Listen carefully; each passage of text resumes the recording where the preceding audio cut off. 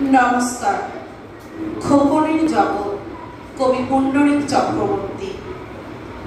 মা বাবাতে চাকরি করে, খোকন থাকে ক্লেশে।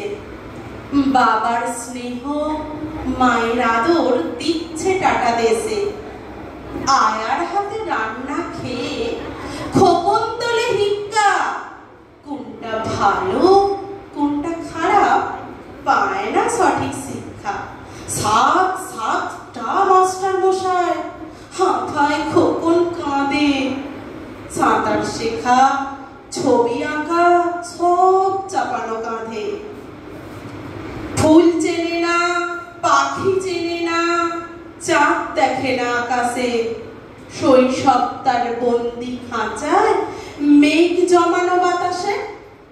মা বাবাকে দিনের শেষে যখন সে পায় কাছে, তখন দু চোখ ঢুলু ঢুলু ঘুমে জড়িয়ে আসে। ভবিষ্যতে খোকন সোনা কি হবে কে জানে।